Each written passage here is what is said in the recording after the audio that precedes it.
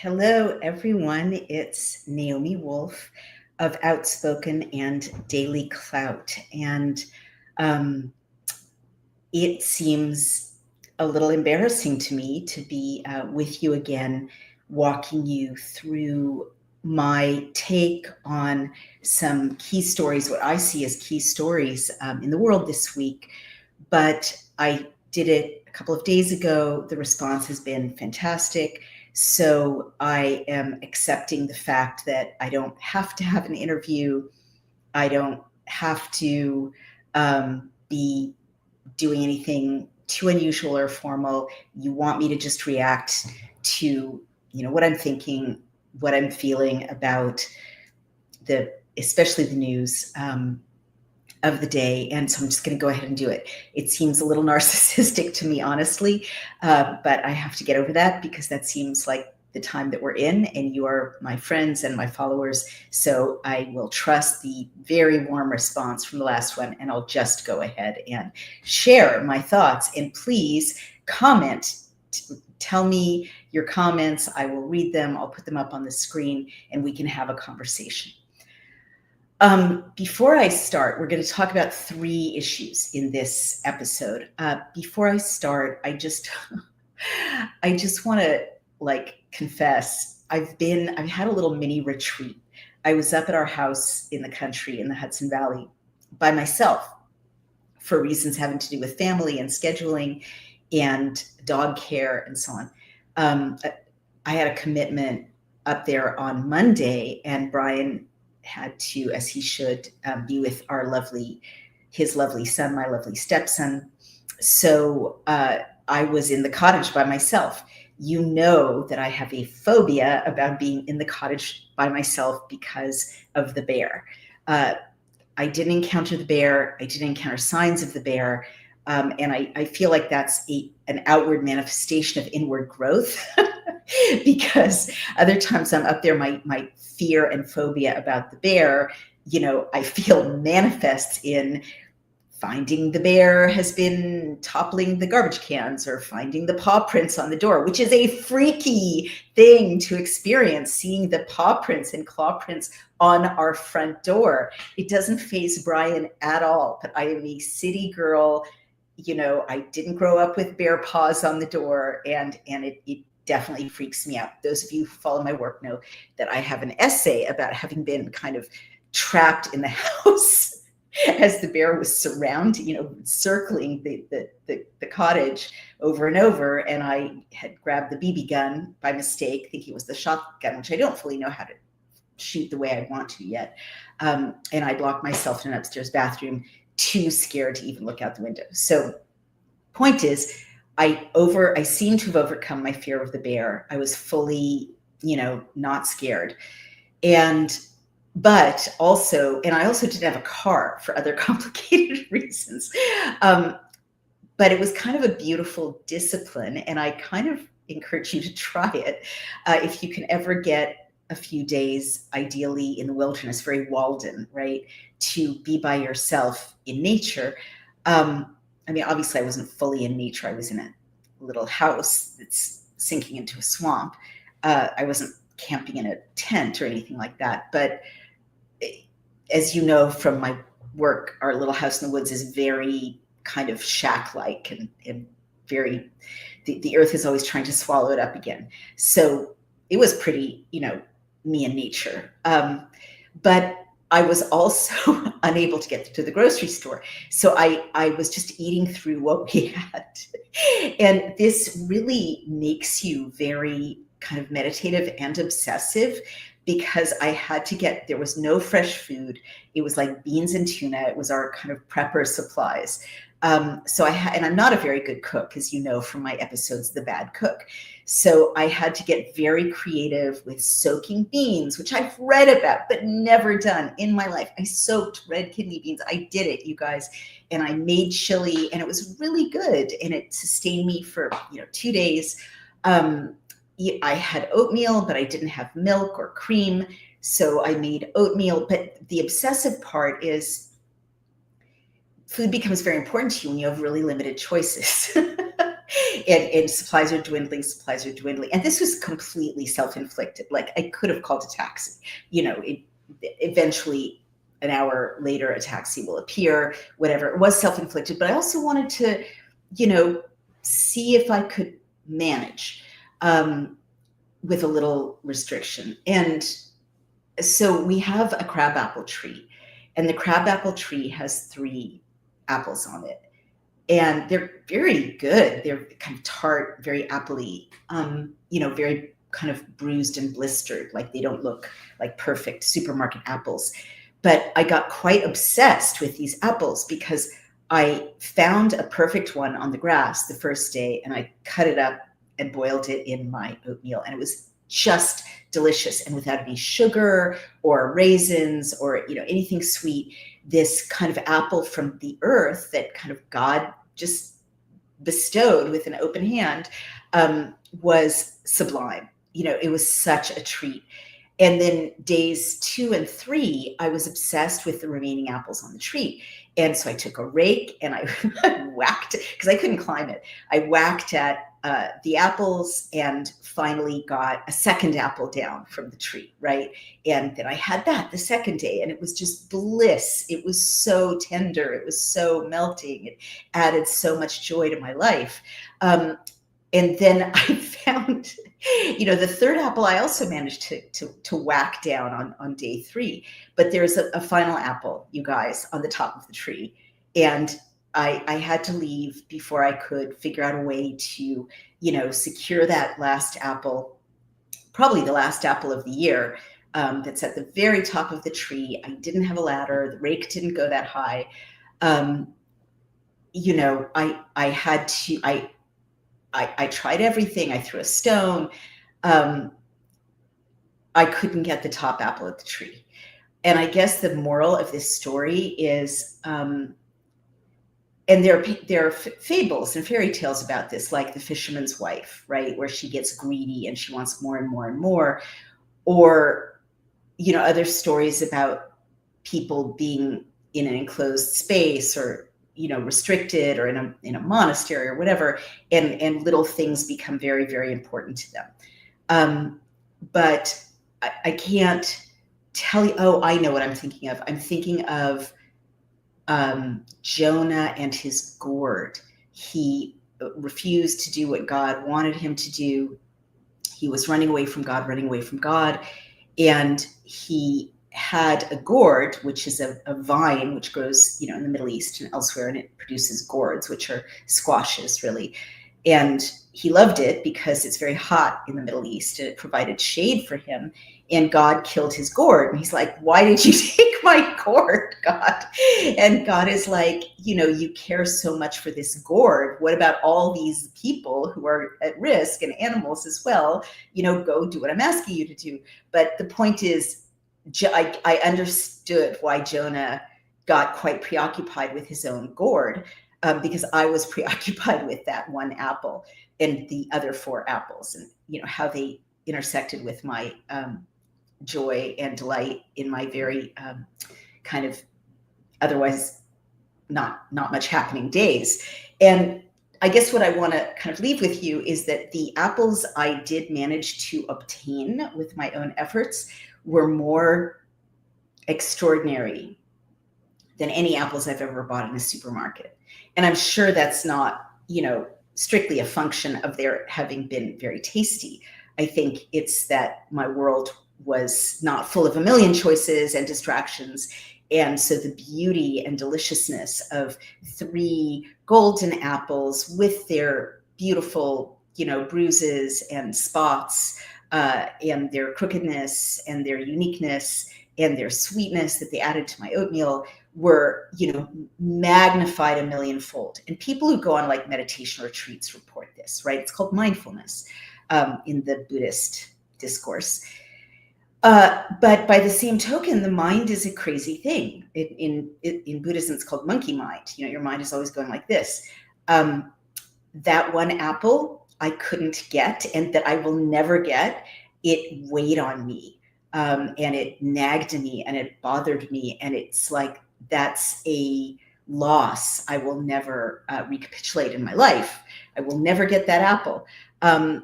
So I think the moral of the story is, if I'm going to look back on those days, I had really better evolve my brain so that I'm more focused on the gift of the 3 apples that I was able to get and enjoy than the greed and gnawing avarice that led me to resent the inaccessibility of the 4th apple. That's my fable. All right, let's jump right in to today's discussion of the world in the week that passed.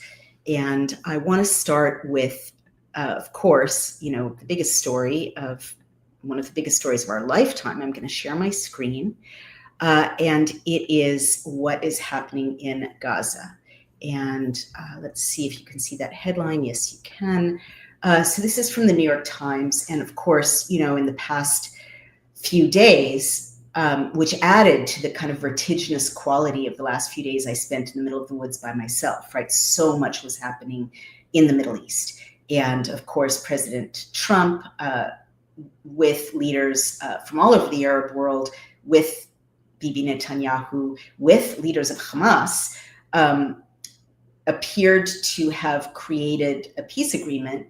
And President Trump announced it. He's quite the showman. So his announcement of a peace agreement may kind of outstrip the reality of a peace agreement, but it was a brilliant piece of diplomacy, like a brilliant piece of statesmanship, historic. I mean, I can't believe Churchillian.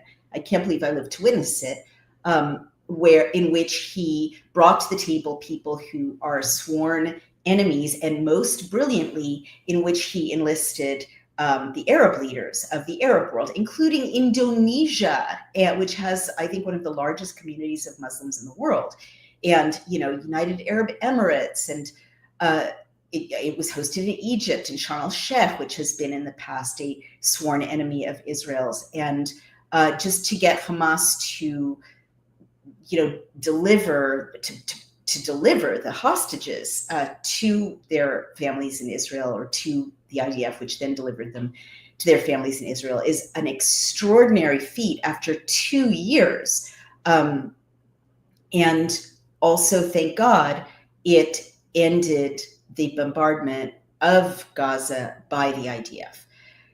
So this raised, a lot of questions, as it should. And I guess what I would say, and I said this in my last kind of conversation with you all a couple of days ago, a few days ago, I did a video in which I basically said, okay, now leave Israel and Palestine alone. Like that the extremist wish list, the protests for Palestine from the river to the sea, which is a complete change of the terms of the 2-state agreement, right? Which was the moderate position 10 years ago on both sides. And as much the kind of hardline Zionist kind of take the territories, take the Golan Heights, take Gaza for that matter, right? That's not helpful. The foreign pressure, the foreign extremist pressure on these two populations, that I swear to you, from having lived and traveled in both of them, the majority of people just want a way to live in peace and raise their families safely. They do, on both sides. So I kind of made the case that it doesn't help right now for there to be this extremist pressure from people who don't even live in the area, who are safely protesting in London or on the Columbia University campus, or safely lobbying, our elected officials in Washington on behalf of Israel and so on. Leave them alone. Let them establish a peace, a relationship now. So that was the case I made in my last podcast. The IDF withdrew, not completely, but to a line, leaving Gaza City and the main thoroughfares, the major areas where people live in Gaza, in the hands of Gazans. And I have to notice, and I'm trying to be completely even-handed. It was very interesting to me that my essay October 7th, which was totally even-handed in my view, infuriated, Zionists and pro-Hamas Palestinians alike, or Palestine supporters alike. It didn't infuriate people who live there.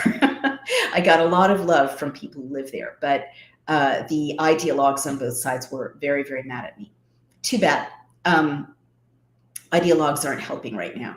So I just want to note, for me as an observer of the world and as a Jew, of course, but someone who passionately cares about the Palestinian people and the Israeli people and believes that they can live side by side in peace, and that Palestinian Israelis can live in Israel in peace, right, and equality. All these students, all these heavily funded protests, and I showed you with the links that Qatar is funding the protests and curricula on college campuses. Soros is, and the Pritzkers are, believe it or not, a weird assortment. But they've been agitating for ceasefire, ceasefire, ceasefire, ceasefire now. So now there's a ceasefire. And literally the people who were celebrating were Israelis and Palestinians, but the pro-Palestinian activists from all walks of life weren't celebrating. The influencers, the Mark Ruffalos, the Mehdi Hassans, they were not celebrating. They weren't even thanking God or Allah or the moment or President Trump, or they just weren't happy. And it really was vertiginous to me because, innocent people are being murdered. Children are dying under rubble. People are being horribly injured and maimed. Livelihoods are destroyed. Buildings are destroyed. Now there's a ceasefire and you're not happy, and not only were people not happy who had been protesting for the ceasefire, right? But they were doubling down on, okay, that's not enough. We're not going to rest until Israel's completely eradicated, from the river to the sea. We're not going to rest till there's a new October 7th. You heard versions of it. I mean, our elected officials, Rashida Tlaib of Michigan, I believe, a congresswoman, just basically said, shocking language, you MFers who enabled genocide, we're not going anywhere. The most warmongery language came from these people who've been protesting for a ceasefire.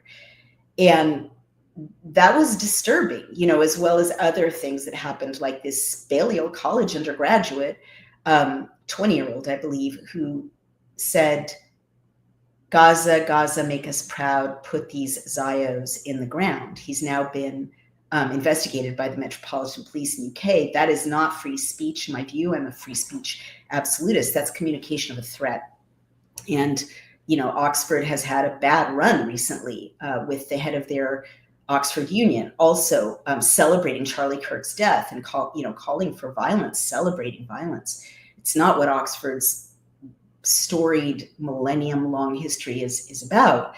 But it was striking to me to see silence from the people who had been fighting so hard to stop the bombs from dropping. Like the bombs stopped dropping, be happy, say, like it wasn't enough. They didn't want to, it made you conclude, and I don't like to conclude anything prematurely, that it really wasn't about peace for them. It wasn't even about the Palestinian people for them, because the Palestinian people do not want this war to continue forever, for sure.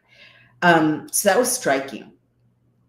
And the other thing I'm going to say is that, and this may be a little self-aggrandizing, I don't know who reads my work. Maybe, well, I know a lot of people do, because I have 120,000 followers on Substack and 450,000 on X, and it's big followings compared with even legacy news outlets these days. And I'm not showing off. I'm just saying I know I have a readership, but I don't know everyone who reads my work. But in my essay, October 7th, I said something that isn't often said, and it comes from my many years of living in Israel and traveling to Muslim countries, to Arab countries that are enemies of Israel's in the region, meeting Muslim and Christian Arabs, meeting civil society leaders, meeting Palestinians. I don't know that many journalists who have lived in Israel and traveled throughout the West Bank, with civil society leaders, being shown refugee camps, meeting teachers, meeting politicians, meeting university lecturers, meeting students, and so on. Writers, activists. I don't know any journalists who, and I have, right? I don't know any journalists who have traveled to southern Lebanon during one of the intifadas, and I did. I was embedded, before that word even existed, with the IDF as they moved into southern Lebanon. I was insane. Like, I was 19 years old and wearing a bulletproof vest. I literally don't know what made me think that was safe or sensible. But I wanted to know, I didn't want to just stay on the Israeli side. And I didn't want to just take as given what I was being told about the other. I wanted to see for myself. I was a journalist. So I don't know a lot of journalists who've done that, unfortunately. And I don't know a lot of journalists who speak either Hebrew or Arabic and have done that. I don't speak Arabic, but a lot of the civil society leaders in Palestine speak English, thank God, and Hebrew, and I do speak Hebrew. So I guess my point is, and I grew up there, and I know very few journalists who know what it's like to, go to school, go to public school in Jerusalem or in Israel as an American during the 73 war, during wars, during terrorist attacks. And I do know what it's like. I did that. So drawing on all of those experiences, I talked in my essay about how we on both sides are policed never to know each other. We're not taught Arabic. You can elect it, but you can elect Spanish and French as well. It's not obligatory, at least when I was growing up there, in Hebrew in Israeli schools. You're certainly not taught Hebrew typically in Palestinian schools. And what you are taught on both sides is a ton of propaganda, so much propaganda. But you rarely encounter the other in a civil setting, like outside of Seeds of Peace or, Israel-Palestine panels, which never kind of seem exhaustively circular forever. And I became persuaded that if we had spent the last 43 years, which is how long it's been since I was a 19-year-old going, across the borders and seeing for myself, right? If we'd spent those decades building civil society, cross-cultural initiatives, not focused on the problem, right? But like chess clubs and basketball clubs and gardening clubs and, especially businesses, initiatives, right? Where everyone has a stake in success, universities, reading groups, right? And with digital technology, you can do that very safely, even without jeopardizing anyone's physical health by crossing a border, right? If we had done that, there would be such a different Israel and Palestine right now, in which, because these populations are so similar, you guys, that, educated Palestinians are almost exactly like educated Israelis. I'm not kidding. It's such a similar culture, and they're very, very, very entrepreneurial and very learning oriented, very curious, right? And same with Israelis, of course. So if right now we had done all of that, we would have a thriving economy in Palestine and Israel. We would have so many cross-cultural relationships, learnings, friendships, love affairs, marriages, right? In which in which everyone would have a stake in success. People would not want to upend the successful tech companies that go across the border, the successful university programs, the successful, athletic clubs, right? People would know each other. People would be able to, just go out for a beer, and understand each other. That virtually is impossible. And that's wrong. It should have been the top priority, and it should have been funded, and people who cared about peace in the region should have invested. And a few programs exist. Seeds of Peace has been going on forever. It brings kids together, and deep friendships have resulted from that. There are a few others. There are some Israeli companies that operate in the Palestinian territories. And Palestine wants them, and then people boycott them, right? So that's just a long-winded way of saying business can really help solve this hatred on both sides, because right now people, especially Palestinians, have no reason not to hate Israel, right? They have no experience with anyone who's not an IDF soldier. And the same is true on the other side. I talked about how the suicide bombers over the decades from Palestine in cities in Israel really did a great deal to damage the cause of peace, because when a Palestinian got on a bus in Jerusalem, especially because they used to wear these voluminous robes, men and women, people were scared of them. And you're not going to strike up a conversation with someone that you're scared will explode, and kill you. So it's very, very, very unfortunate. But I guess where I'm going with all of that is whether anyone in President Trump's circle reads my work or not, and it's certainly a long shot, the fact is that what President Trump proposed to the Arab world, and it seems also to Israel, was a business-oriented set of initiatives to create prosperity in the region. That's what I was hearing in his speech, kind of between the lines. And I have to believe that a great number of treaties. Oh, I think my wonderful husband has joined the stream. Oh yeah, there he is. Ooh, hi, sweetheart. I can't hear you. You're on stage, baby. I don't know how to turn your audio on. So just finishing what I was saying while we text our producer to turn your audio on. I will remove you till you consult with Sean, please, sweetheart, to figure out how I can turn your audio on.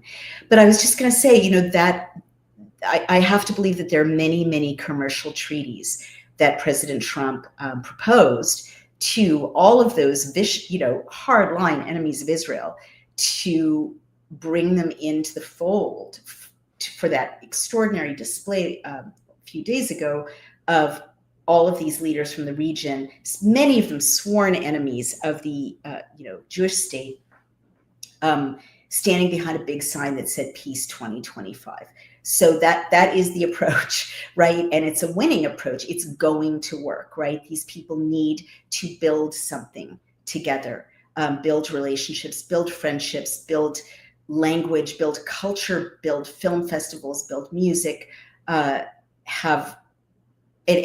if they join forces, especially with the buy-in of the Arab nations around Israel that have been spending their resources trying to isolate Israel and drive Israel into the sea or whatever the rhetoric is at any given time. Hey, sweetheart, is that better? Wonderful. It is. Can you hear me? Yes, I hear you loud and clear. I'm just going to finish my rant, and then I'll bring you Oh, that's a rant that never finishes, I fear. That's what do you mean, sweetheart? Uh-huh. All the husbands know what I mean. I don't know if I'm on board with that, but in fact, you're making me blush. But I'm just going to keep ranting, darling. I'm just kidding. She's lovely. Okay, well, you've got a lot of fans, sweetheart, because our viewership just jumped up when you joined us. But I was just going to say, I think that I think that if they all focus their efforts on building tourism, culture, relationships, tech in the region, that region will be, as Steve Bannon said, the center of the world. And there will be nothing stopping an alliance of that kind between Palestine and its allies in the Arab world and Israel. That's a very hopeful way to put it, but that's how I feel. Now, just going, if you'll give me one more moment, honey, just going to the news that I was going to highlight here with this story. Unfortunately, the truce was in place, but Hamas spent this week executing Palestinians, and the pro-Palestinian people really need to face this fact. Public executions, extrajudicial killings, which are against international law, masked gunmen, some wearing green headbands associated with the Palestinian militant group Hamas, lined up 8 captives in the middle of a crowded street in Gaza City on Monday. Today's Wednesday. They forced the men to bend over, leveled their rifles at them, and opened fire, leaving their bodies in the dirt, reports the New York Times.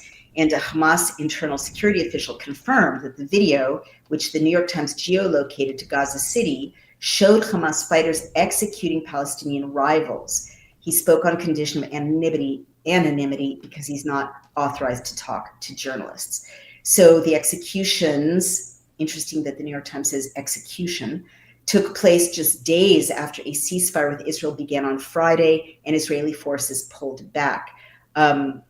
There were also reports that Hamas sent ambulances, meaning, something that people will give space to, will make room for, will trust, into a neighborhood where a rival family lived, and executed some of those members of the family. And they executed them as, quote, collaborators. And Tamer Karmout, a Palestinian political analyst and academic based in Qatar, said Hamas is sending a message: we are here, we are the sole authority in Gaza.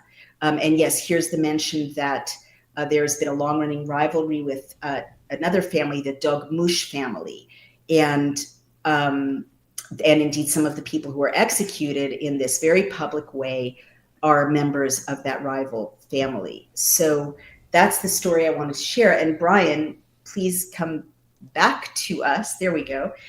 Because you know so much about this region. What's your response to that? The response to what's going on the ground now?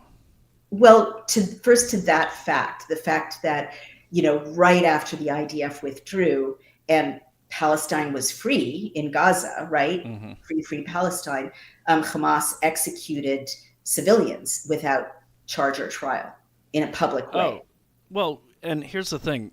What a lot of people don't understand about that region is Hamas is one of many terrorist groups.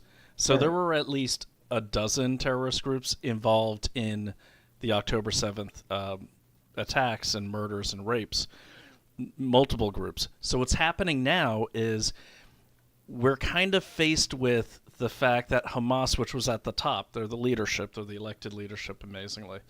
Now they've lost some footing there. They've lost some of their bona fides as the toughest gang. Think of them as gangs, and that's what I want people to think of terrorist groups like. I've dealt directly with terrorist groups all over that region, all over Southeast Asia. These are not crusaders who even know the Quran. I know more about the Quran than most of these people do, and that's not saying a lot. But what I am saying is, so right now you're seeing a scramble for power like you would in any gang-ruled territory. And some of these executions you're seeing are terrorists executing terrorists. And they're trying to get their turf, basically, before another mandate comes down and the UN shows up and Turkey's security forces come in. They're trying to scramble because everyone wants to be in charge now. Wow. And we see this in so many, that's what we saw in Haiti, okay, with, what's his name, Jimmy or Johnny the Barbecue, whatever that guy's name is, big gang leader. As soon as they were shifting security forces, every politician has their own gang. So they're all viciously and violently trying to seize power in the wake of in the current chaos before it gets buttoned down again. Wow. And when you say sweetheart, that they're trying to seize territory? Do you mean physical territory? Do you mean people? Do you mean Physical resources? territory, people, and those tunnels. Let's not forget those tunnels started as smuggling tunnels many, many years ago. Really? And then they grew into entire underground. I mean, they're like it's like walking through an airport tunnel. I mean, they're huge. There's so much in those tunnels that anyone that controls the tunnels controls Palestine. Palestine. Can I jump in? Not that I don't totally believe you, but I had concluded that the tunnels were an IDF myth back in Oh no. 2014 because I just couldn't believe that it was true. But so I believe you now, and I've seen evidence, Mm-hmm. and it's fully documented. But what is your evidence for the extensive nature of the tunnels? Oh, I mean, there's multiple, even legacy reporters. I think Dateline did a special just 6 weeks ago where the guy went into a tunnel and he's walking through the tunnels, and they don't deny the existence of the tunnels. But here's the thing: when you look at Hamas and you look at the way they communicate with these different factions Mhm. running different parts of the city, it's almost like they're kind of like in charge, but kind of in charge the way the House of Lords is in charge of anything. You know what I mean? They don't have an iron grip on every single faction under their command. Hmm. And keep in mind too, you have the criminal element that they own the turf of the tunnels because those are still smuggling tunnels. Oh And wow. ironically, according to this legacy media special, which I thought was pretty good, if I'll put it in the description. Um, Hamas doesn't interfere with those smuggling operations because those smuggling operators, they're armed forces too, Hmm. and they will mess them up. So, and ironically, a lot of the food they were smuggling into uh, Gaza was from Israel I don't understand. How did they get it? through the tunnels, But and how then did they get sold. it from Israel? Well, Israel has a criminal element too. They're working, the Israeli and Hamas criminals are working together. Well, no, Israeli and I guess, for lack of a better term, Gazan or Palestinian criminals. Every country has criminals who take advantage of a situation. So when the bombing started, the food never really stopped. That's why there's so many fat Gazans that you see on YouTube. And I'm not Oh, being mean. baby. I'm not being mean. Look, just watch all these videos. And there was a viral one the other day where the guy said, "I finally have bread for my family," and the guy's obese. Um, so the thing is, the food's the food's always been going in and out of there. It's just it moved to the black market once the bombing started. But I mean, you can have a famine with a vibrant black market that happened in World War II. If you have yeah, you can. And guess who's responsible for that? The people bringing the food in and then charging 7 times, 10 times, 20 times the amount for it. Okay, I they're mean, also sweetheart, also devil's, I have to jump in there. Devil's advocate, many people watching this would say that it's Israel and Egypt preventing aid from getting to hungry people who are also responsible. well, they should check their sources. They're certainly correct about. I want to say Egypt's responsible for keeping them from getting their resources, but I will say Egypt did not let any of them go through their border to escape, and they certainly don't let trucks go through. Can Okay, I can I jump wait, in no. I there? got to address that whole point though. All right. But Israel actually are the only people who have been providing food except for the smugglers. Okay, and they've been I don't know the number, but it's like thousands of trucks a day. Okay, and Sweetheart, that can't be right. that UNRWA, is absolutely 100% correct. there's got to be food aid that had been getting to Gaza from international organizations, aid Yeah, organizations. yes. So Israel basically provides a security for those international operations. But look, I've seen these operations. I've been to the Sinai. I know the way the UN works. There's people in the UN that have their own black markets. Yeah. So if you send 10 pallets over, 4 will show up. The other 6, they've already been sold to the black marketeers. Wow. And that's what happens. And, I mean, let's not forget the UN got busted in Sarajevo for running an entire sex ring, Yeah. Do you mean what we called a rape camp? a rape camp. Big difference. Well, it was like pay to rape. It's not sex. Well, okay, I don't want to get into the semantics of it. What I'm saying, it's all wrong. And, I just hate seeing the UN painted as this, great organization. They're horrible. Well, I have to confirm what you're saying there from my experience in Sierra Leone and in other conflict areas. UN soldiers are very corrupt. They're seen to be corrupt. They're not soldiers. They're not soldiers. Peacekeepers, the guys with the white helmets. Yeah, they're you know what they are? They're mercenaries. They're mercenaries, right? Sorry, what are you saying? Mm-hmm. No, they're mercenaries. You're right. Yeah, and I, like in Sierra Leone, people were very angry at them because they were always doing just what you said, Brian. They were holding back food until 14-year-old girls would give them sex acts, and then they would give them the food. Like they were famous for that. Yeah, totally. Now, I've got to address this comment, may I? Salman Dia Edin. Why is the rape hoax still being repeated? You know what, Salman? Prove me wrong. Prove me wrong. Don't just say it. Show up with citations. Otherwise, that's just social media graffiti. Yeah, unfortunately, a number of the female hostages have given eyewitness testimony that they were sexually assaulted. But, I don't know. I mean, I don't think it's, unless we're going to say that they are lying. I feel very uneasy. I just say, look, anyone who wants to challenge it, bring the sources. I'll put my sources in the description. Fair enough. Okay, so let me zero in, if I may, on what you said about Egypt, because you pointed out that Egypt could open, it's the Rafah crossing, right? Mm-hmm. And let aid in, and also let Palestinian refugees in, the way Jordan has done in the past, and that they won't. And you told me why they wouldn't.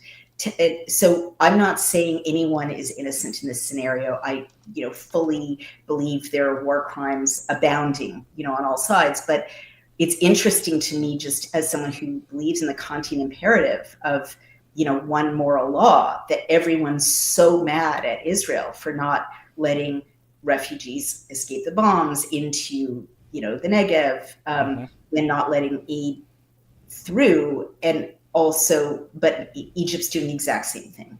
And also Egypt also isn't letting the Palestinians move into Egypt. So why is that? The Palestinians in Gaza. It's actually a very practical reason.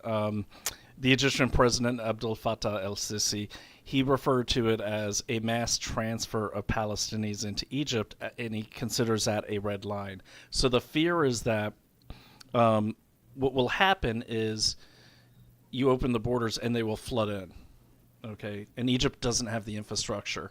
There's also national security concerns stated by the Egyptian leadership.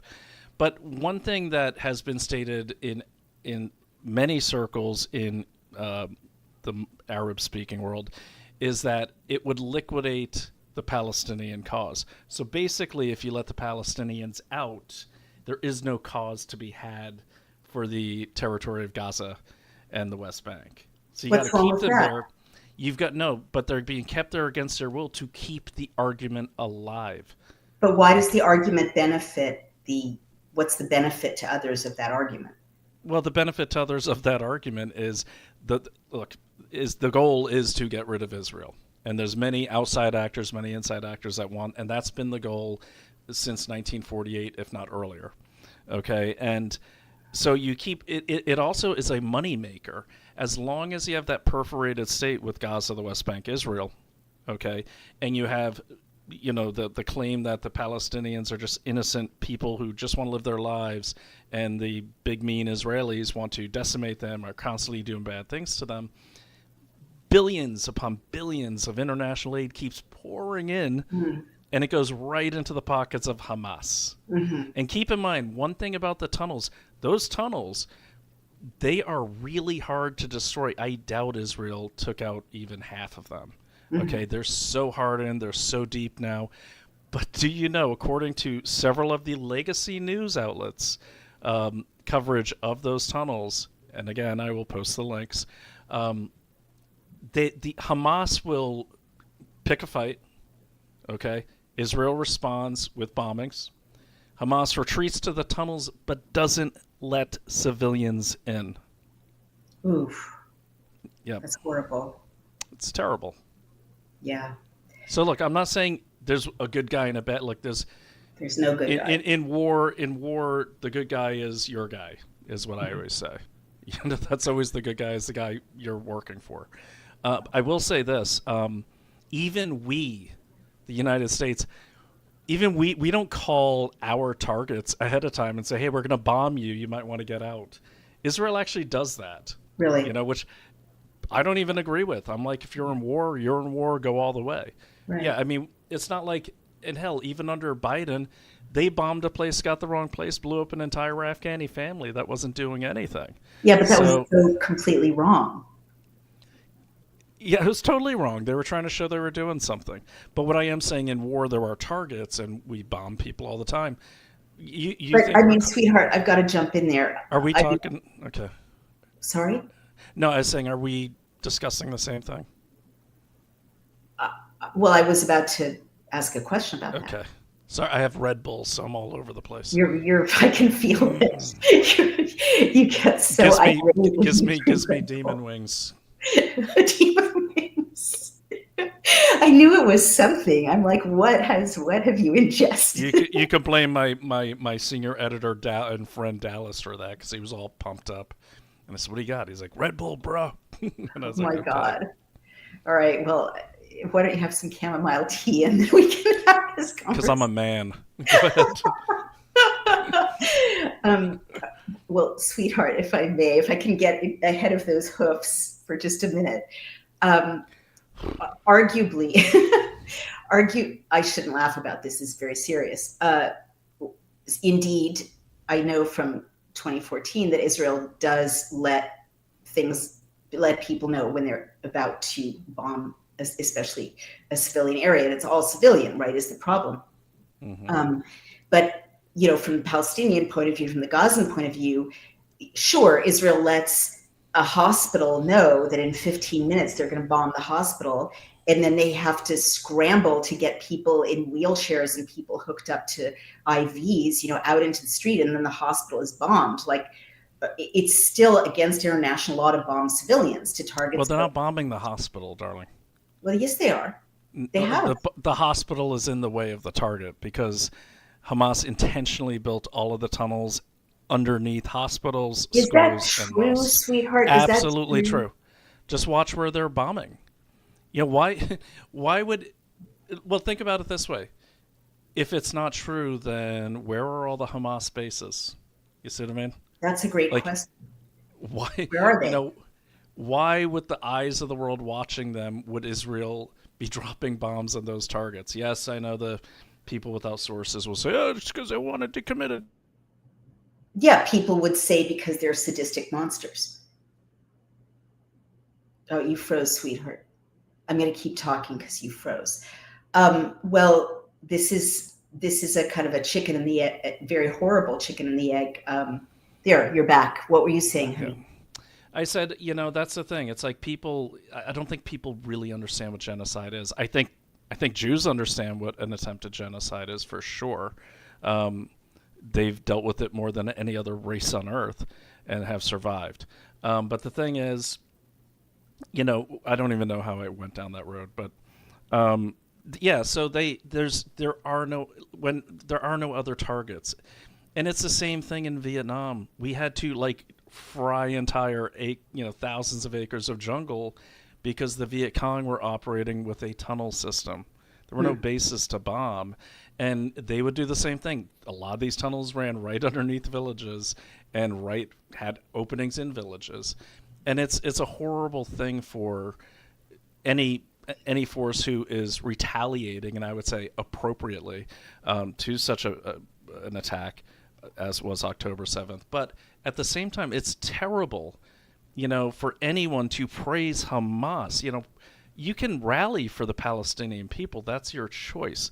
No one wants to see innocent people fragged and murdered or hit in as collateral damage. Okay, and if you talk to any Palestinian shopkeeper who hasn't been able to do business, they'll blame Hamas. Amazingly, on camera, a few of them, but and this is left-wing media, so Mhm. who's normally in favor of Hamas, but they'll say, "Hey, look, I would attack us too. Like, look what you did." And they said they hate it because they can't do anything about it. They're not allowed to leave because Egypt, Jordan, none of them will let them in. And then, can you imagine the fear those people feel? Not so much from, I think by association from Israel, but like, what about when I'm a Palestinian man and my brother-in-law is with Hamas? He's like, "Bruh, we're gonna freaking frag those Israelis tomorrow." I'm gonna be thinking, "Oh crap, here we go again. I just rebuilt the house. Now it's gonna get blown up again. Great." And Hamas runs and hides in the tunnels. The people of Palestine have to face the consequences of their actions. And when people say, "Well, why do they keep voting them in?" Come on, do you really think those were free and fair elections? It's like, I don't know. Are they observed? Are there international observers watching the elections? I've been who wondering. else are they going to vote for? There's like, who else are they going to vote for? The guy who's standing over you with an AK-47 while you're filling out your ballot? Right. Okay, you're Right. going to be like, Hamas or Cam? You froze again, sweetheart. Well, I definitely was struck by seeing again, which I'd forgotten, the fact that in 2014, Hamas executed 30 people publicly for being quote unquote collaborators of Israel, meaning pro peace, probably. And so it must be quite, I mean, I'm very aware that the civil society leaders in the 2000s who could speak up for collaborating across borders or finding a way to a two-state solution, have been very quiet. Well, they've been very quiet because fundamentalists, violent fundamentalists, have threatened them.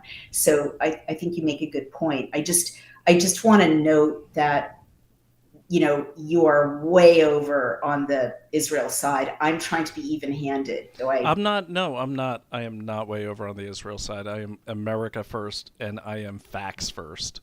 Okay, And fair enough.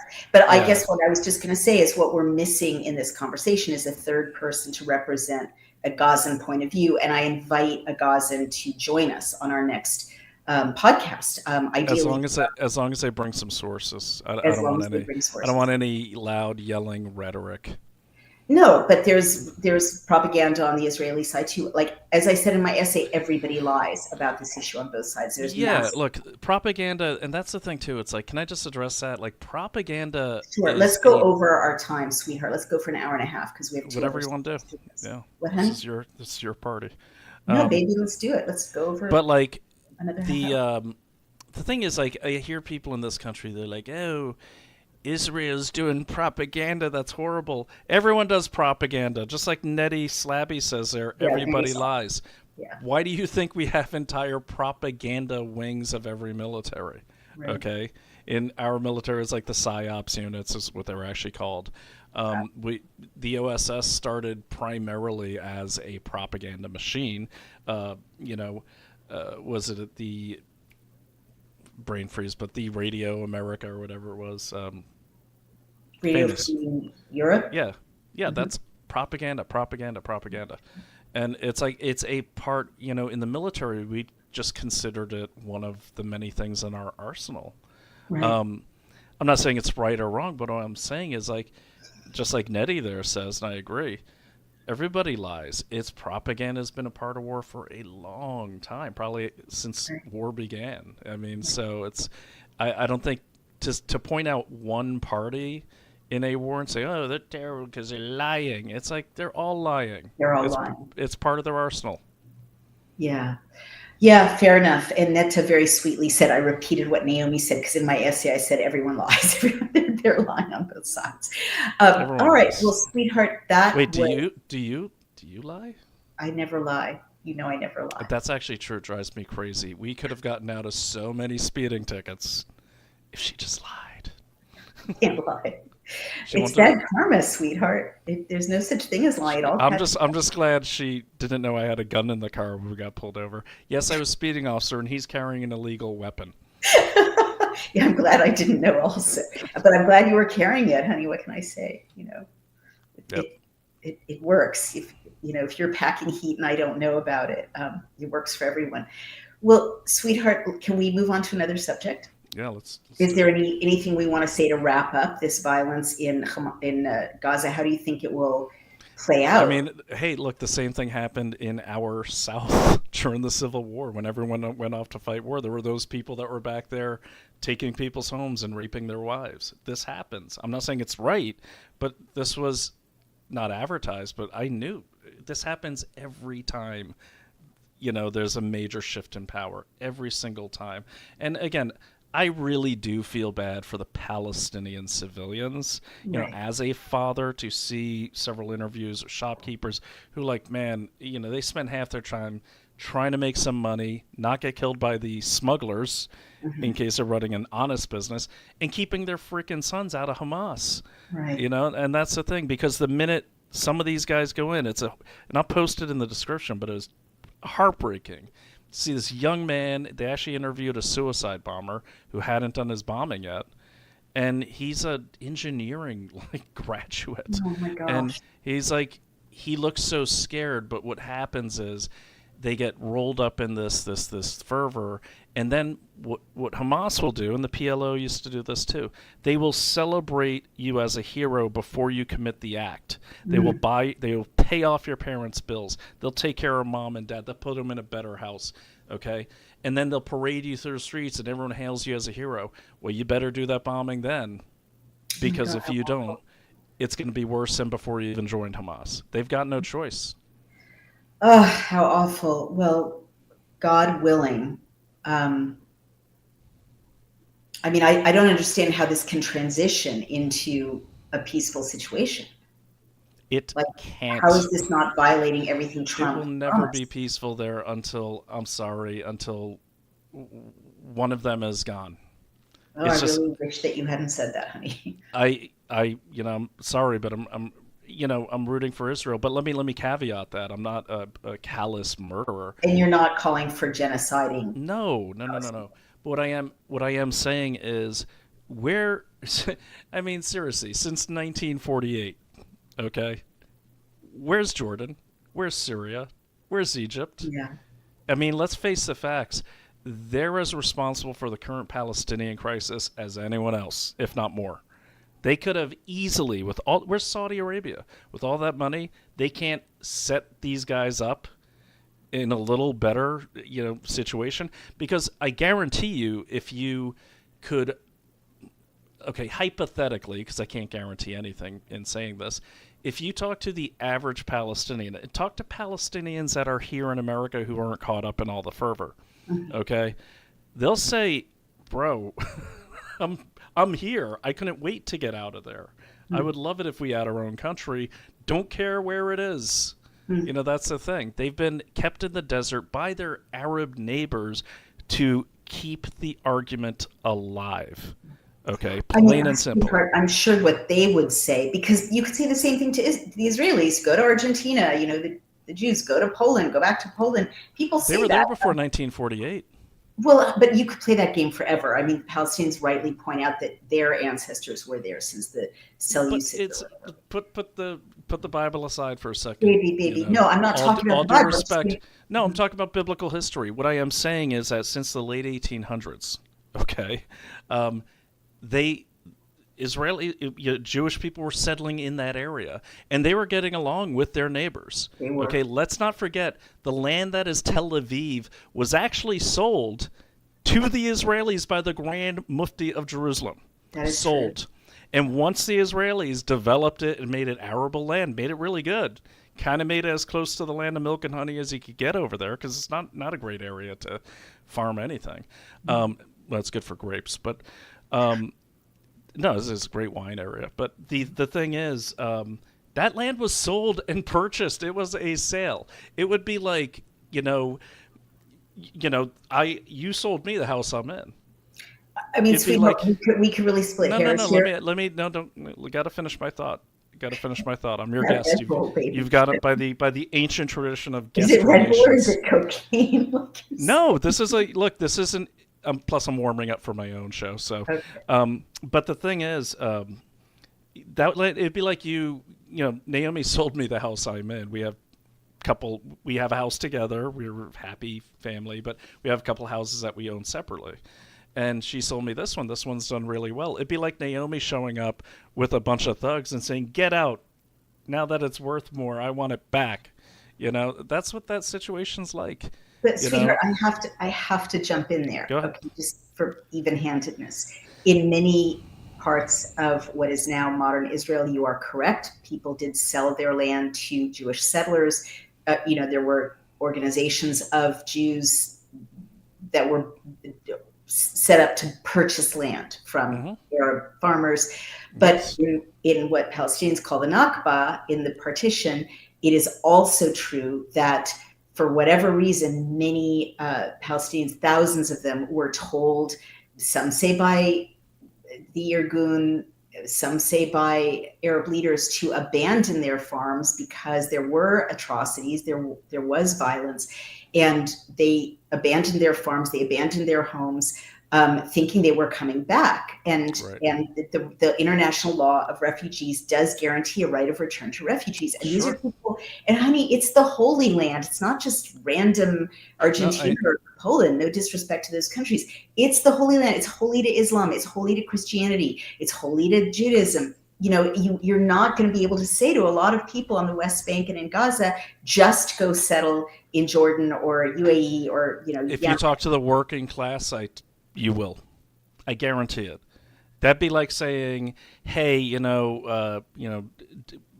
Philadelphia, we got to reclaim it as the original capital of this country. Everyone, let's go." I'm going to be like, "Yeah, I got kids to feed. I got mouths to feed." I don't know.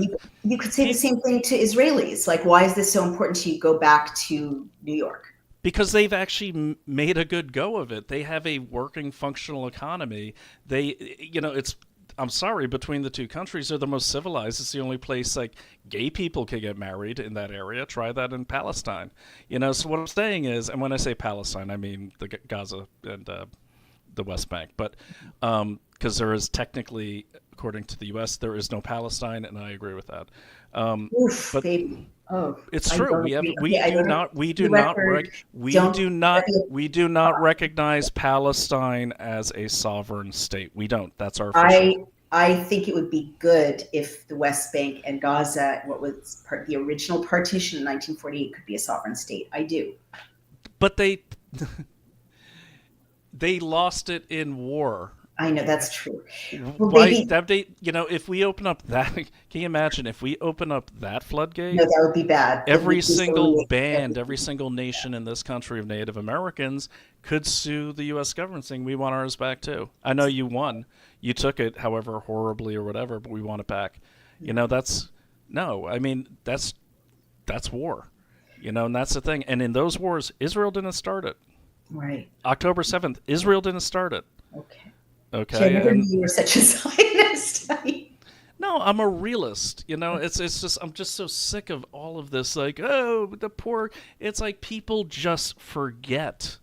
They just forget not only October 7th. They forget how many terrorist attacks have been happening in that area forever. They forget that it was Israel that pulled back and said, "Fine, elect who you want," and they elected Hamas. They let them do their thing.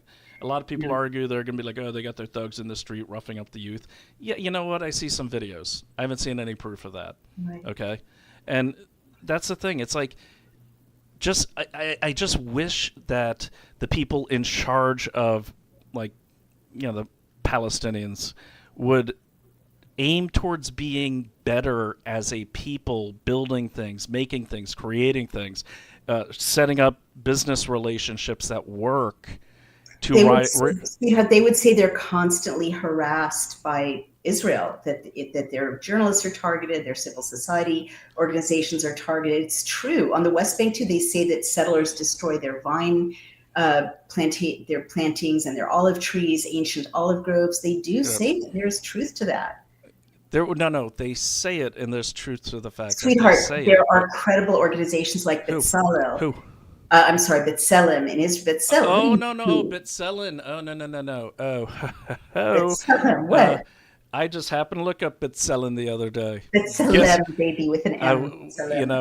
That's not even a real Jewish organization. It's an Israeli organization. What are you talking about? Do you know who one of their biggest funders is? Like, Open Societies. you're Boom. kidding. Are you I'm kidding not me? Are kidding you. you kidding me? I've got all the receipts. Maybe I'll do Oh my my, show on B'Tselem tonight. oh my God. All right. Well, And you know why I looked into them? Because Kim Iverson. Okay, this is Brian O'Shea speaking, not Daily Clout. My opinions do not reflect the opinions of this platform.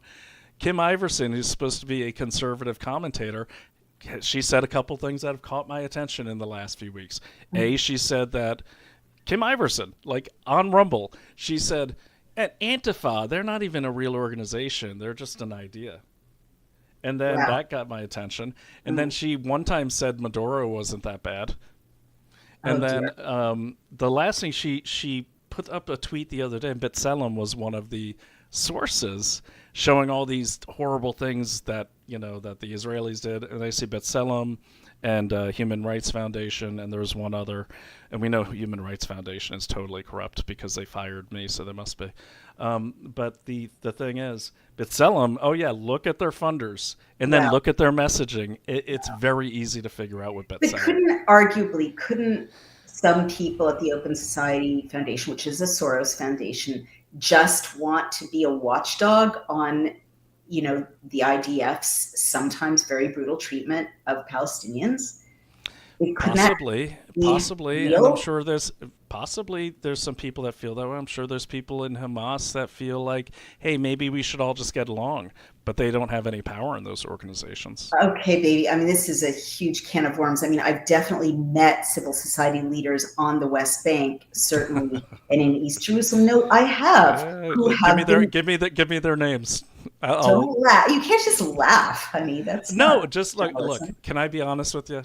What? I'm not a journalist. I'm not a journalist. You know what I am? I'm a corruption hunter. Ooh, And yeah, that's my new title. You like it? I do.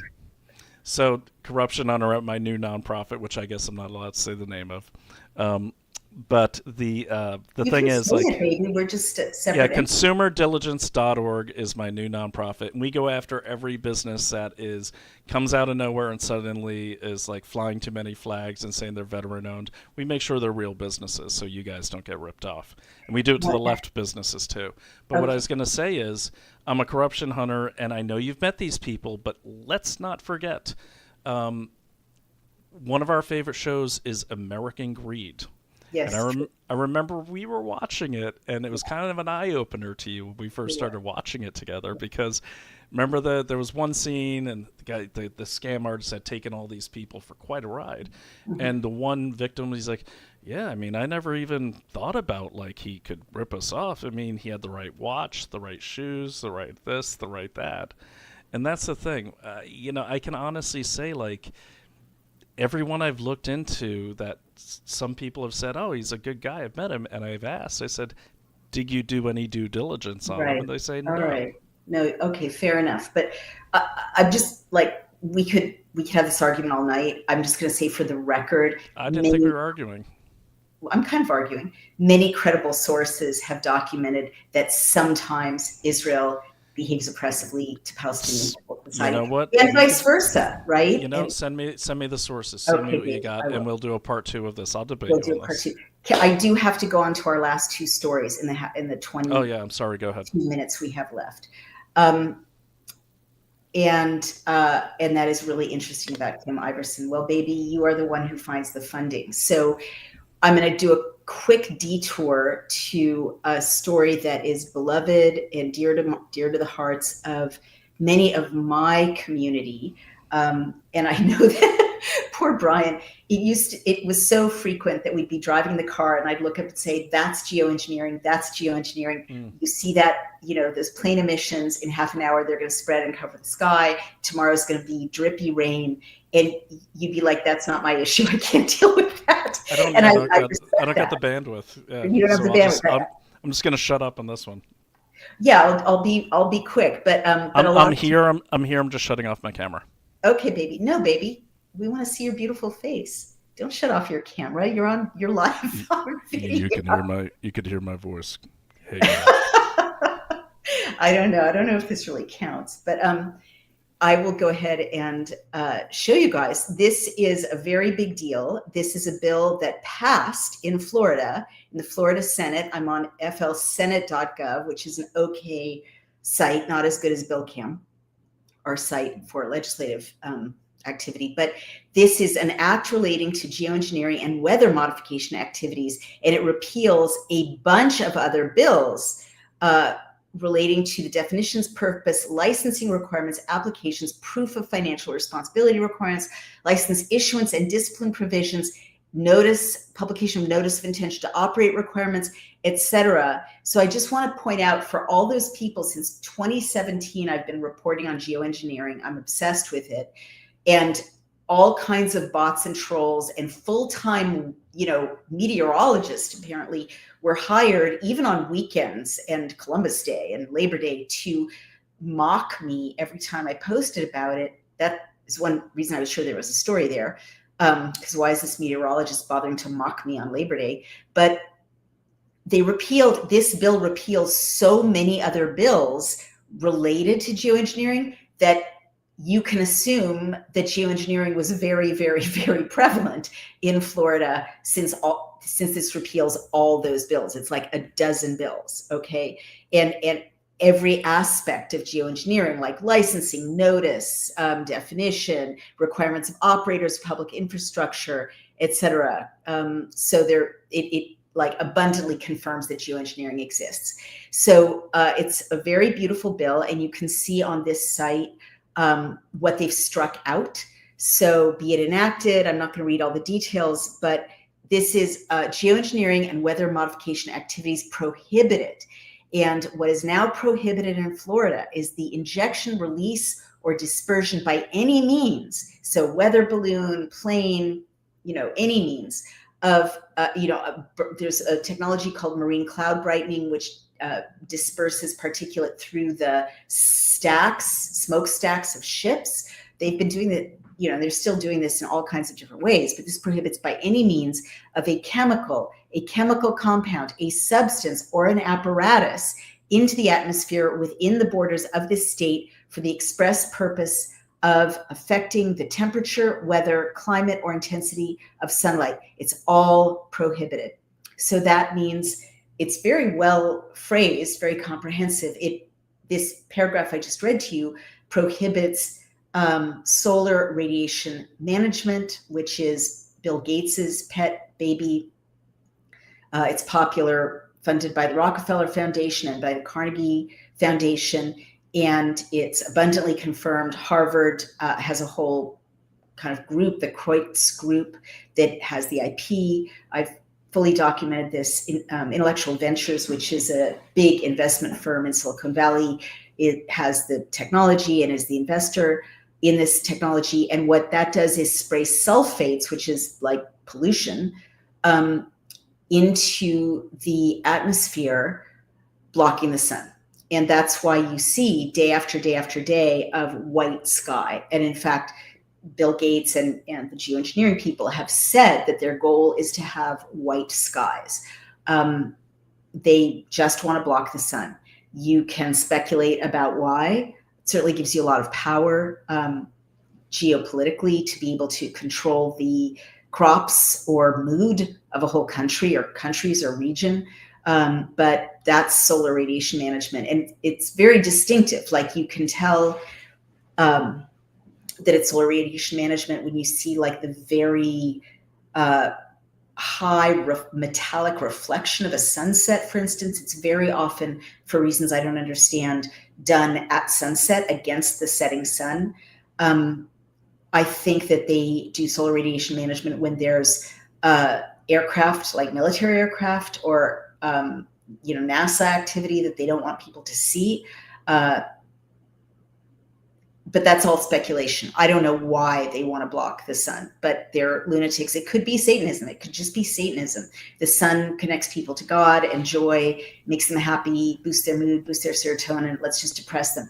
I actually had a theory that they want to block the sun. The same people who invested in blocking the sun are also invested in Microsoft, Amazon, Twitter, Netflix. So I actually think that they want to block the sun because a beautiful sky and a beautiful day competes with the tech platforms, right? If it's just gray outside and you feel bad when you breathe, which is what happens when you're breathing sulfates, you go back inside and get on your device or on your computer. So that's the business model. And then it says any person, including any public or private corporation who conducts geoengineering or weather modification in violation, commits a felony. And you can see that they struck out misdemeanor. Of the third, they struck out second degree, punishable as provided in another section, and by a fine not exceeding $100,000. So that's not that big a fine. It's not exceeding. It's not like, no less than. And if a corporation, the officers, directors, or employees of the corporation commit a felony and they struck out misdemeanor, of the third, they struck out second degree, this is punishable by a fine not exceeding $100,000. And if an aircraft operator or controller, such person commits a felony of the third degree, punishable as provided in another section, and by a fine not exceeding $5,000, not a big fine, and up to 5 years in prison. Each such violation shall be a separate offense. And so all the money that is collected is going to be deposited in an air pollution control trust and used only for the purposes of air pollution control. Very interesting that these drafters of this bill identify geoengineering with air pollution, which it is. And also this next section encourages citizens, anyone who observes a geoengineering or weather modification activity conducted in violation of this section may report the observed violation to the department online or by telephone, mail, or email. So it's like a citizen alert, inviting people. And this is brilliant because people across Florida, especially Florida, are irate about their skies, right? So people can now phone in and say, I think there's been a geoengineering event over Boca Raton. Here's some photographs, etc. So it's a comprehensive bill. It's not that long. It isn't the strongest, but it's not the weakest. And it is interesting that they identify certain projects as exempt. That I suspect that means like water preserve areas, 10 Mile Creek project, water storage reservoirs. I think that means that they know that there are cloud seeding activities that perhaps have carve-outs. I have to read it more carefully to see if that's what all that water identification is referring to. Cloud seeding fills up reservoirs, for instance, and a lot of, energy companies depend on dams and depend on water flow for electricity and so on. It could be a carve out there for cloud seeding, which still has very negative consequences, but it's a cool bill. It started and it passed. And, God bless Florida. And I'm reading a book, actually, a very interesting book about the development of Florida called Bubble in the Sun.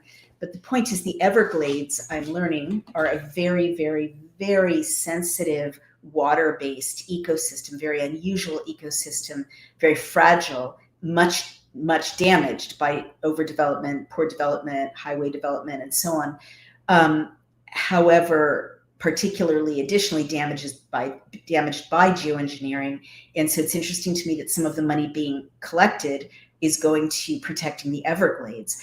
I don't like that they're counting on collecting money from these activities to go toward these different funds, because it does seem to say, okay, you'll be fined, you'll be fined, you'll be fined. So it seems to have made geoengineering more expensive in Florida. It's not clear to me that it is a felony, so it is a criminal offense, but it's a little ambiguously worded. And so I don't like that. It should be not ambiguously worded. But the bottom line is people in Florida are reporting that their skies are more natural now. And so if you live in Florida, if you've observed this or not observed it, if you think you're still seeing geoengineering, let me know. that it's very important. But as a model bill, since I know people across the country and around the world, I mean, poor Britain, they've announced that they're blocking the sun and no one knows what to do. And they just blocked it for days and days and days and weeks, all summer. People haven't seen the sun. This is a terrific model bill that you can replicate in every state. And Britain, if you wake up and learn how to use your own laws before you become a, caliphate or a tyranny with no legislative influence at all, I highly recommend that you use this model bill. And people can use it around the world. So that's that story. And the last thing, and back to Brian O'Shea, because this is right up your alley. Quick question on that last one. Yeah. You said the intellectual, what is it called? Yeah, intellectual ventures? Yeah, intellectual ventures. Well, you just gave me a topic, man. Like this this company is really, you hit it right on the head. I mean, this is not a conspiracy. So this is what is it? Remove. There we go. Okay, so this is their leadership, right? So you scroll down here. The first guy I landed on is these are the founders, right? So that's Edward Jung. And you know where I'm going, and I'm right. It's China.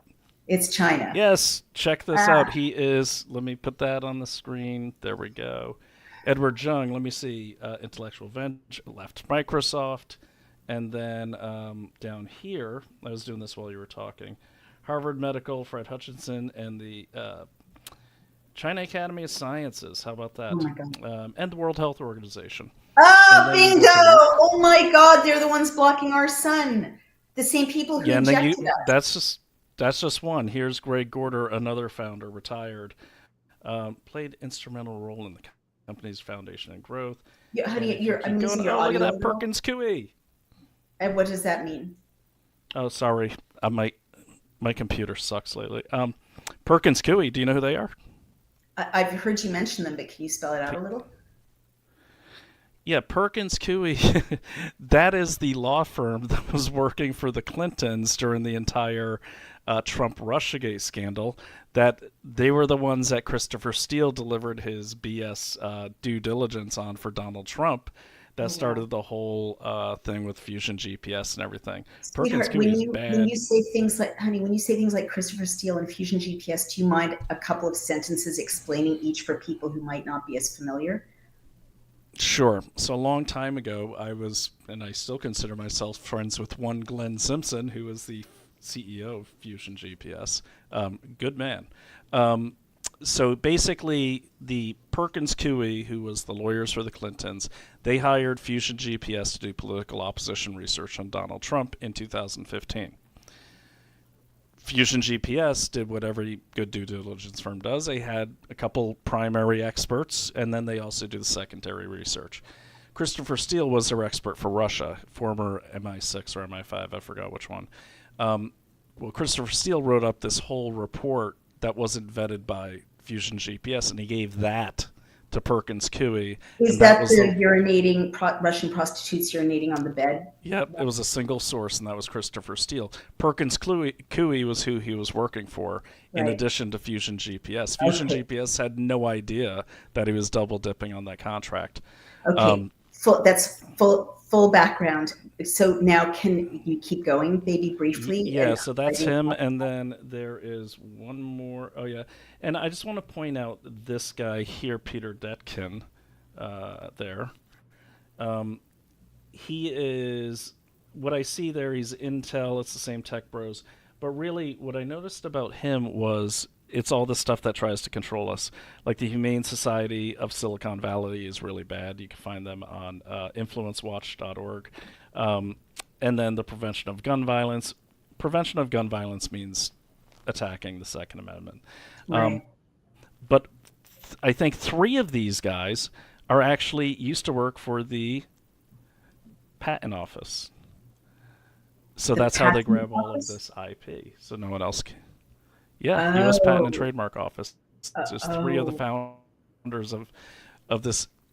And then one guy, the other guy is, let me see, where'd he go? Well, sweetheart. One of the founders also.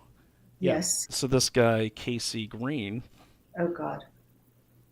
This is a story, He baby. founded this global Good Fund, and investigators. Yeah, and just so everyone knows, I just did this in 5 minutes. Okay, it's easy to do. Just always go to the About Us page.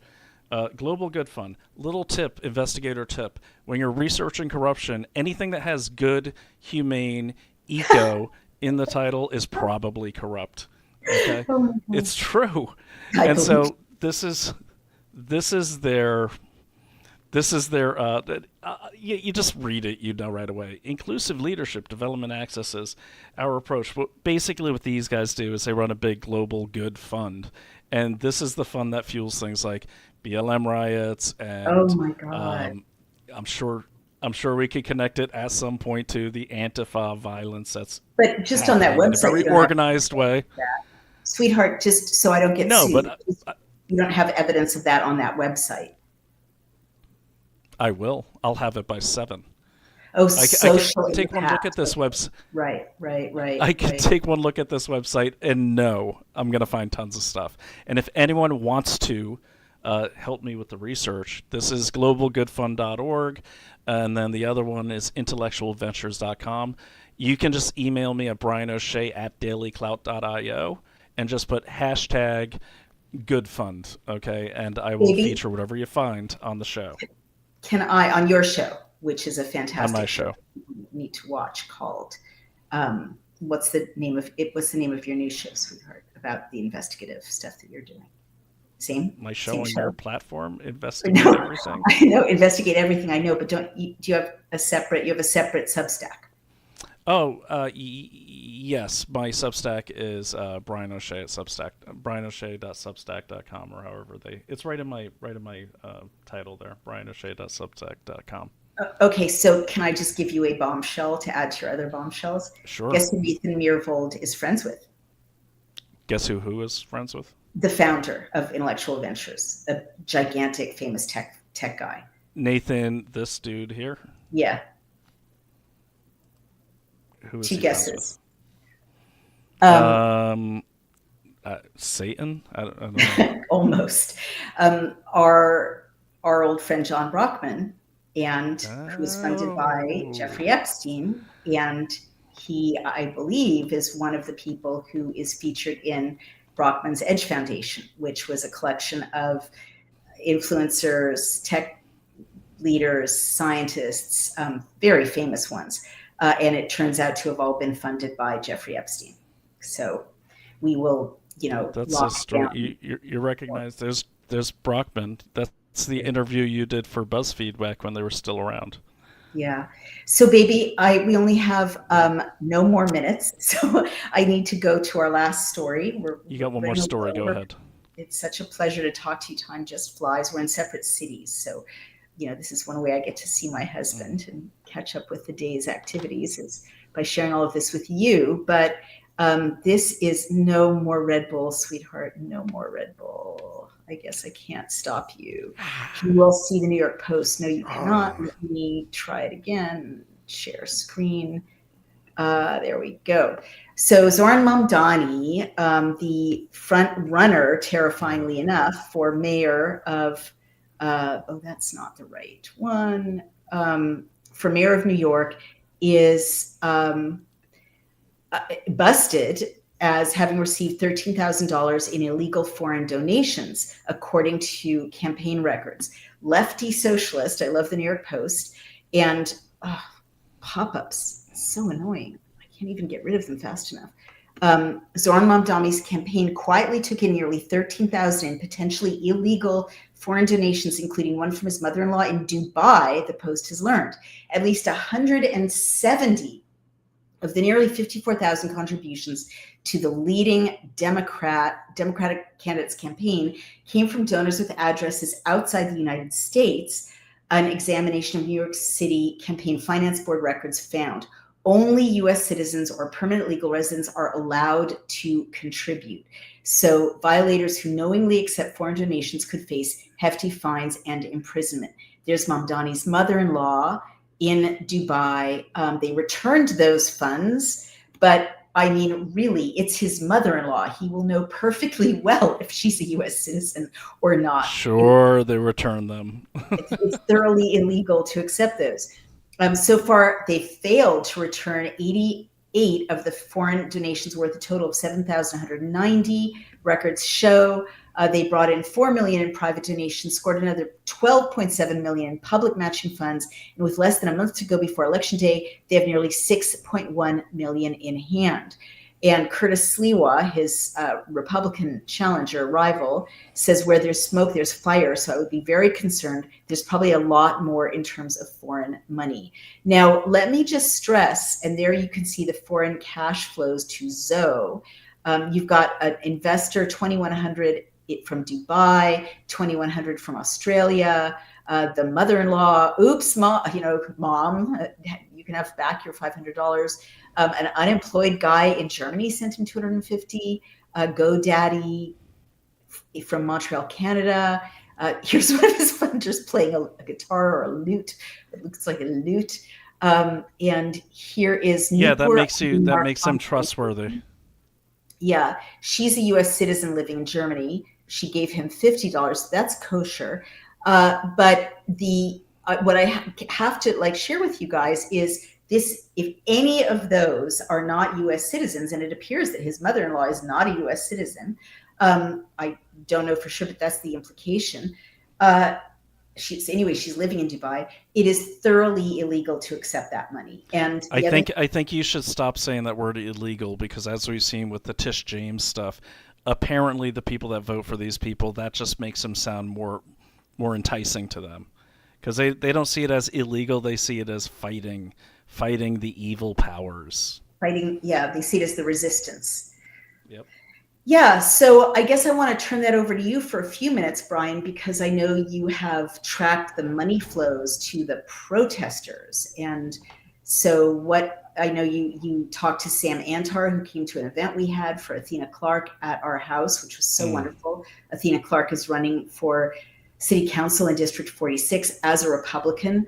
And Sam Antar is the retired former CFO of Crazy Eddie, who is a self-described convicted felon. He committed a lot of fraud. He served his time. He served his time, and now he's a whistleblower helping law enforcement, and he has tracked millions in fraudulent funds going to the Mamdani campaign. So between fraudulent funds and foreign funds, it's a you call it red and green, right? Marxists and jihadists. The Red-Green Alliance. Yeah. Red-Green Alliance. So talk about what you see here, please.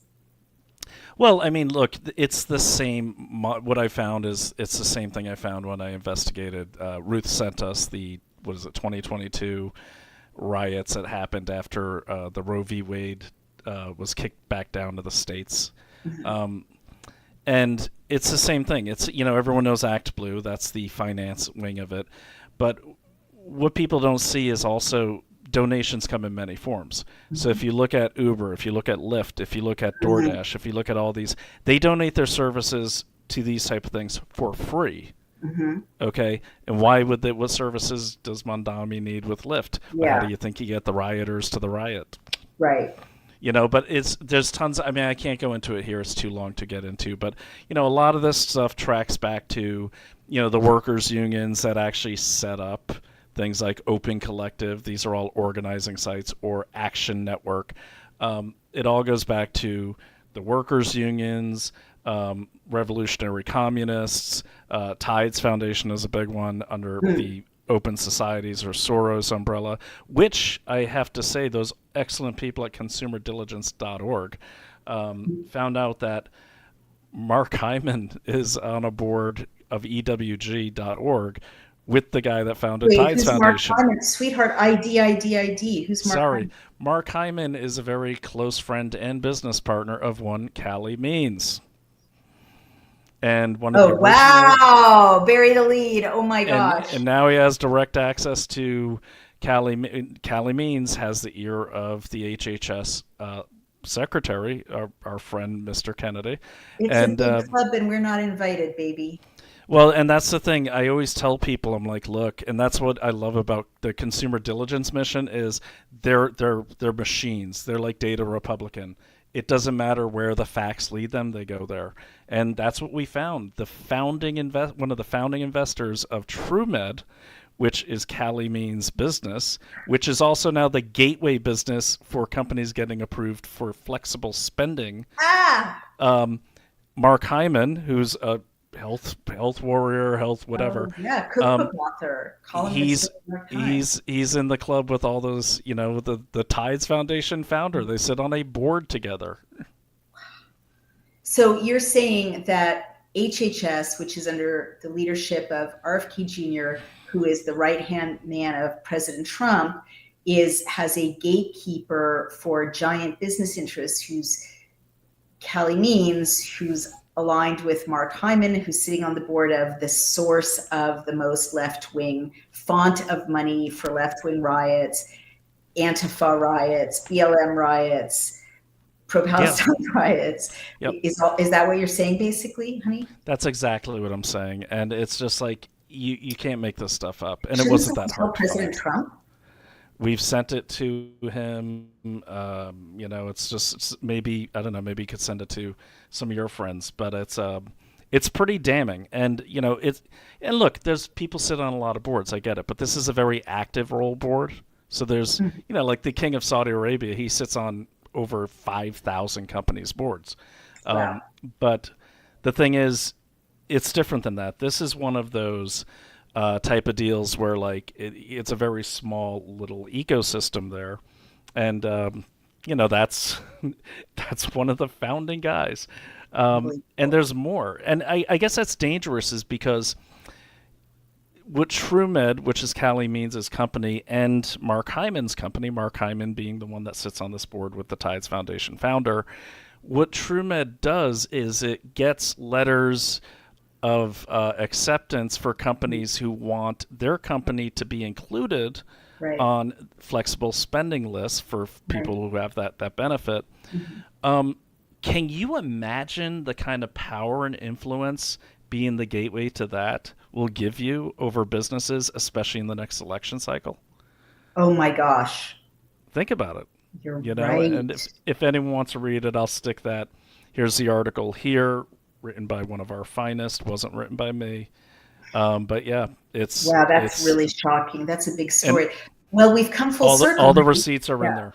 All the receipts. We thought we were talking about geoengineering. We thought we were talking about Mamdani, but it always comes down to the same handful of bad actors trying to overthrow the West, right? It's always the same evildoers. I don't think they're trying to overthrow. I don't think. Well, Tides is, but I don't think like Callie Means, and I've said this before. First of all, I don't think his sister Casey Means, who's this, is she Surgeon General now? Not yet. They keep backing away from that nomination. Well, hopefully it never happens if I can have anything to say about it. But the Callie Means, I don't think she even wants to be. I think she got shoved into it. I don't think Callie Means wants to overthrow the West. And I've said this on your podcast before. I think he is your typical Beltway grifter. This is my opinion, and I think he wants to grab DC by the ankles, hold it upside down, and shake out all its loose change. Bob Fiddles wants you to link your article, please, darling. Doing it now. And by the way, darling, I've got to ask. Yes. Yeah. We work on donations. These are big reports, so please consider a paid subscription. Send your money to my husband, everyone. It's not even to me. It goes right to the writers. I feel bad. I'm like, well, here's $60, thank you. But they believe in the mission and they believe in, the leadership, and that's our goal. Our goal is to basically make America a slow-go or no-go zone for what's on the inside of the country. We're all focused on what's on the outside, and we're focused on the very active violence of like Antifa. But don't forget that the Chinese Communist Party and many who follow their example of doctrine, they attack you from many vectors. That's true. And one of them is it's as dangerous to get drained of your money through fraud and grift as it is for someone to steal your stuff or to shoot you, because you lose power either way. That's right. Yeah, no, I love what you're doing, sweetheart. I think you're doing the Lord's work. And every time I mean, I just went into this. I spent $140 on flowers for an event, and they didn't arrive. And it turned out that it was a total scam. And I used to just feel despair when I was scammed. And now I'm like, well, Brian and his team have got it over at Consumer Diligence. They can go after these bad guys. And so, yeah, if you're being defrauded or, grifted at, go reach out to Brian and definitely support Consumer Diligence. I think it's not a Daily Clout thing, but it's so exciting that you're doing it, sweetheart. I really am thrilled, and you're so good at it. So, baby, we've run out of time. It's the whole team. I'm actually, I'm among giants over there. I'll put it this way. It's great. We're a giant, great team. Giants. Many giants over there at Consumer Diligence. All right. Well, I'm going to let you finish. No, baby, your I need you. Don't go yet. I'm just going to go off. I'm going to shut off the camera. No, baby, I need you to do something. Please don't. I need you to read the gold, to thank our gold sponsor, and I will thank our Native Path sponsor. All right. Oh, no, why don't I thank the Native Path sponsor and you thank the gold sponsor? Darling, there's a reason that I'm asking you to thank the gold sponsor. I don't know who the gold sponsor is. Because, and you know me, I don't thank anyone that I haven't checked out. So. Okay, go ahead and talk about Native Path, sweetheart, and talk about collagen, and especially talk about the youthful, vibrant qualities that we have. And sweetheart, you may not know this, but I'm going to be 64 in like 3 weeks, and all the more reason to I may not order know that. Path. No, and you can forget it the minute I said it to you. I thought you were 40, man. What the hell? You've been You may not know this, but I was at the Last Supper. I was just cut out of the frame by divinity. And the reason I was there and I'm still so youthful is because of Native Path. There we go, sweetheart. No, I did. So collagen is just one of their many things that they offer. And as I'm doing this, I'm trying to get the banner up. But Native Path is my favorite sponsor of all the sponsors. I mean, God bless all the sponsors. We appreciate them all. But I will say, get Native Path. This is it right there, right? Is that the correct one? Yeah. Okay. I will tell you. Get it. Well, see the banner on the bottom? Yeah. Oh, yes. I see it, and it says, no, that's Bill Cam, baby. No. Not the scrolling one. Not the scrolling one. Darling, don't get yes, baby. Come on now. You can't talk to a famous feminist like that. I just did. I need you to focus if you want me to promote our friend's company, which is worthy of promotion. Totally. You know? Yeah, you have it up. It's right. It's getnativepath.com/Daily Clout, and it's 45% off.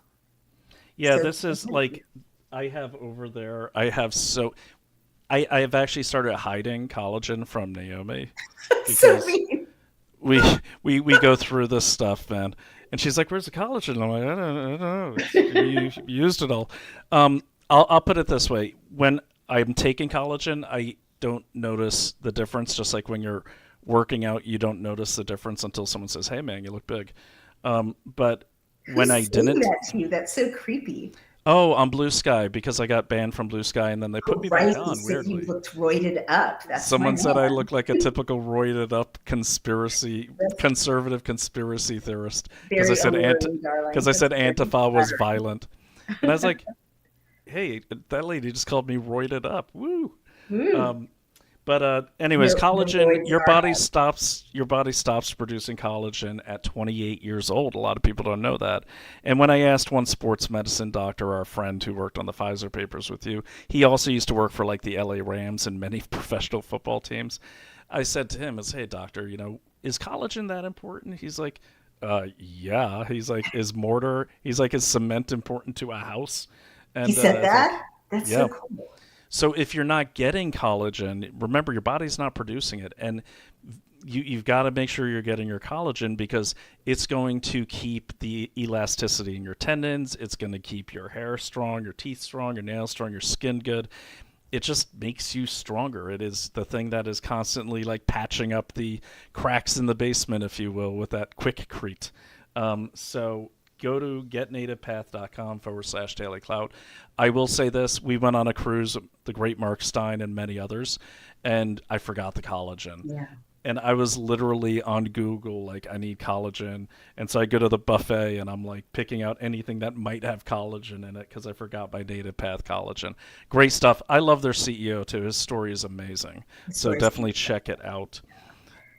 Very inspiring. Before I leave, can I just quickly plug my show and then you have the last word? You can do anything you want, baby. Thanks. It's legal and ethical. Or not, or doesn't have case history. Okay, I'm not going to. Okay, so this is the show. You can find it on dailyclout.io or over on Daily Clout's Rumble page. Investigate everything. I do want people, per what you were saying. By the way, I made that graphic. Pretty good. Very good, honey. Super scary. Just think of the song "My Heart Will Go On" in the front of the Titanic when you see that. That's Greta. I can't. You have to make it bigger. I can't see it that clearly. Oh my gosh. What have you turned her into? Well, she looks like Gollum. Oh, honey. But anyways, she's just a nice, disturbed young lady. She's 23. Yeah. It's getting weird now. I know it is getting weird. Anyway, but what I want to say is, talking about Mamdani and what's going on in New York politics, there's a lot going on. I mean, hate Mamdani all you want, but he's got a good ground game, okay? And the Republicans don't have anything going against him. Nothing. Right. I'm sorry. I love Curtis Lewa. Sweetheart, if you met him, you'd feel very inspired. I did meet him. I was there when you met him. But what I'm saying is I hear you. And I was there for his speech and everything. I like him. What I'm saying is you walk down the streets of Brooklyn, you don't see any Republicans out there campaigning, knocking on doors. You don't see any posters up. You see Mamdani. Athena's team is on the city council. Oh no, at the ground level. But keep in mind, they're not getting a lot of support from the what do you call them? The big Republican groups, for some reason. And what I liked about this conversation the other night with Dexter Taylor, is the gentleman from Brooklyn who was legally assembling weapons and tinkering with weapons in his apartment, had the ATF approvals, everything. Has no criminal history. Because he didn't get a permission slip from New York City, and he'd been doing this for years, they busted down his door right before the midterms, and he's in jail now for 10 years. They're appealing the case. And at his case, the judge said, when his lawyer brought up Second Amendment protections, the judge in the case said, in the New York District Court, the Second Amendment does not exist in my courtroom. So what I want people to watch this, but not really about he talks about his case. What I love about Dexter is he's getting the case out there, he's appealing, but he's not doing it, and he'll say this. He goes, yeah, hell yeah, I want to get out of prison. He said, but the thing is, if this case is allowed to stand, this case will fester. This will be the thing that undermines the Constitution, this case here. And he's not understanding it. He's been on Viva Frei. I want Harmeet Dillon to see and take this case because it's a total 10 years. But what I also like is he has a plan for Republicans on how to do New York politically, how to win elections, how to communicate, because he is a New Yorker and he knows how he's been communicated with, and he knows Mamdani's full of it. Could you repeat what he said to you about what he hears as a black man in Brooklyn? He said what he said, and I'm not going to doubt him because I'm not a black man in Brooklyn. I'm a white man in Brooklyn. But he said, look, when we in the rare cases we do see Republicans at the mayoral race level or the governor level or the presidential level, he said, their ground game sucks. He goes, because they have stereotyped so many of us in the city. And this isn't to speak for all Republicans, but the people canvassing and everything. And he said, they need to come at me with an argument on how to make things better. And I said, what are they coming with you now? And he said, they're coming at me with three things: a noun, a verb, and always the mention of plantation. He sounds funny. He sounds perceptive. He's so intelligent, man, and he's become such a good friend. over these last 3 years. I talked to him. I was the last person to interview him before he went away. I talked to his mom, and everything. He's up near our house in that prison, but he's got to, as many people, and Naomi, I'd love for you to have him on because you got to hear his story. Okay. I mean, I'm scared. I'm scared too. But I guess I'll get over this man is a victim of constitutional violations, and that is your core power. Thank you, sweetheart. That's really sweet. And that it's not just about Dexter. When you read the case, and you can even talk to his lawyer. I have him on speed dial, but like when you hear. I haven't sped dialed him yet, but when you hear the case, you're going to be like, "Oh my God!" Okay, honey, I trust you. I'll talk to him. I mean, is he able to broadcast from prison? Yeah. So what I did is basically, it's like you just hold up the phone. That's what you do. Oh, so you get an audio from prison, and he can call. Put it on. Yeah, but he may be violating. Yeah, I mean, it's. I know that's when me. I see, honey. No, not at all. It's in New York. Okay. That's his lawyer. All right. But no, he's not violating. He's actually calling from prison. And they tell you you're being monitored. And, since Trump came in, they get free prison calls now. So that's nice. Wow. I didn't know that Trump gave the prisoners free prison calls. That's really nice. I don't know if he gave them to him, but like when I used to have to, because I asked him the other night, like, hey man, you're always calling me and I can't get the secure US app working. I go, can I send you some money or send your mom, put some money in your canteen? And he's like, no man, they're free in the last year. Wow. So, yeah, all right, I'll talk to your felon. He's an amazing guy. I'll talk to your all right. No, don't say it like that. That's no, don't. I mean, in all seriousness, Okay, I'm sorry. Let's not refer to him that way. He's a victim of a Marxist, felonious regime, is what he is. So I'll talk to the victim of the Marxist felonious regime. Thank you. And he's a dear friend. So, okay. All right. I trust you, baby, but we need to thank our gold sponsor, and I will tell you all about it. Tell me all about it. Okay. So what if the next big crash is already in motion, Brian, and almost no one sees it coming? Every major economic collapse since 1929 was preceded by the same 7 warning signals. And right now, all 7 are flashing red at the same time. And we just had this conversation this morning because you were like, Naomi, we need to put money in gold. And I was like, you're right. Let's do it. These aren't headlines. They're deep market indicators that Wall Street prefers that you never hear about. And I know that's true. People who have inside information don't want ordinary people on the street to have the same information. That's why our friends at American Alternative Assets, they've been around forever, created the Bellwether Signal. And this is a free report that reveals what these signals mean and how smart Americans are protecting their savings with gold and silver before it's too late. And honey, just since we began talking about precious metals 2 years ago, gold has gone up and up and up, and silver is starting to go up. You told me. You can download your free copy right now. I'm pulling the chart right now. Yeah, get it right now, sweetheart. Cloutgold.com. That's cloutgold.com. We have our own landing page. Or call the company at 855-803-GOLD. Again, that's cloutgold.com, or call 1-855-803-4653, 803-GOLD. Get the facts, protect your future, and don't wait to catch up with the headlines. I'm taking the advice. You're taking the advice. We're going to open our account right away. It's a new sponsor for us. We're really honored to have them. They've got a wonderful reputation. You know that Brian does a deep dive into all of our sponsors, and we only take the very, very best. So we will never recommend something that we're not using ourselves. And here, oh my gosh, am I looking at gold up there and then silver down below? What is that, honey?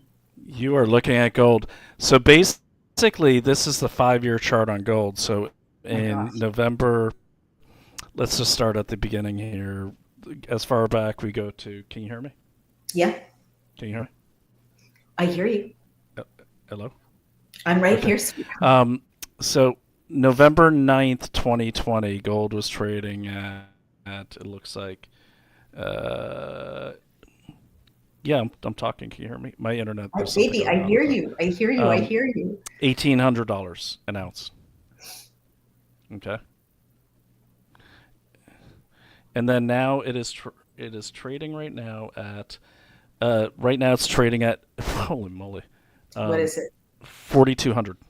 You're kidding me. Yeah, So if we had bought gold 4,200. five It's years gone. ago, No, it's we would gone. have doubled our investment. Is that what you're saying? We're I fools. We're I think fools. it's 120%, Unbelievable. 127% gain in. In five Let me years. see. Wow. 5 year is the 1 year is a 58.05% gain. That's just Unbelievable. that's just the that's just the one Okay, year. baby, we can't wait anymore. We've Right got to there. do it. It's Yeah, a little it's amazing. daunting taking that first step, but I feel very confident with this company, and I think that we are going to open our portfolio, and we'll keep people posted. But we've got to do it. We've got to diversify into precious metals. If we had done it 5 years ago, imagine, we'd be. I mean, independence is everything. Hey, I'll tell you this: if and when Mamdani wins, and he's probably going to, he is the front runner. And keep in mind, Maine, same thing. Janet Mills He's a running for Marxist. Senate. Janet What? Mills She's is the running for governor of Maine. Senate. The Oh my God. Marxist governor of Maine is running Oh for my. Senate, Oh, and so she's the scary. front runner. She's going to beat. She's trying to unseat Susan Collins. Oh wow. Um, but basically, you're going to see those kind of people getting elevating will affect people's confidence in the dollar, and when the dollar loses confidence and goes down, gold goes up. Well, baby, Marxists can nationalize things. They can take property. They can, declare. They can seize the means of production. I mean, there's no. All bets are off if we have Marxists in the Senate and running New York City, America's financial capital. I think it's incredibly smart to diversify. All right, baby, we're going to do it, and we'll keep everyone posted. Yeah, Cloutgold.com. And do remember, everyone, when you support, no one, we don't get like, what is the word? We don't get the checks from Qatar or from Israel or from any special interests. We are thoroughly independent and funded by you. Daily Cloud is independent and funded by you. And so when you go support our sponsors, when you order from Native Path, getnativepath.com/Daily Cloud, or you go to cloutgold.com, you're not just getting fantastic, tested, real products that do what they say. You are also supporting independent journalism. And if you go over to BillCam, we really need you to subscribe there to be able to stop or pass state or federal bills from your phone. And if you're invested in any sector, or if you're in a nonprofit, go over to legisector.com. And this is an incredible new tool we've launched over at Daily Clout, where you can have an industry specific kind of personal window on legislation affecting you. You'll never want to invest again. If you're a broker, a hedge fund manager, if you're an accountant, you'll never want to invest again without seeing it. If you're in real estate, if you own a house, you'll want to know what's affecting the market. If you're in healthcare, cannabis, energy, infrastructure, there are 27 sectors, and you can track legislation affecting your sector, see top trending bills. It's incredible. Well, we bring it to you independently. We don't skew it. We don't work for any party. We don't work for any special interest. So we do need your support. So donate and subscribe and support our sponsors. We love you to bits. We've been chatting for 2 hours. The time flies by. I'm going to have a drink of wine on the roof, sweetheart. I'll be thinking of you. Remember that it's my brother's birthday today, please. I've lost you. Oh, Loki. Oh, hello, Lokester. He looks like he misses me. He's looking a little mopey. Is he sleepy? What's going on with the Lokester, baby? I can't hear you. You froze. I just wasn't beyond. What, honey? Can't hear you. You froze, baby. You're freezing a lot. Don't know what's going on. Loki looks a little sad, but I'm sure you'll cheer him up. Yeah, it's my computer. It's your computer. Brian is Loki's favorite, but I do not feel competitive about it. It's okay. Brian is his like mom and dad rolled into one, and his best friend, and I just live in the house. But I love him too. What is your secret, sweetheart, before we go? Why does Loki love you so much? You're frozen. Can you hear I me? feed him. Because you feed him. I feed him too. No, you play with him. You sing to Yeah, him. I'm gonna go because my. Well, you know what he really likes. He really likes the shock collar. That's what dogs love. Right. Oh wait, that me. Well, on that note, sweetheart, give That's him all someone my. else. That's someone else, exactly. Give him all my love, and you too. I'll see you guys soon, and thank you everyone for tuning in. And you've got to go over and watch Brian's show, Investigate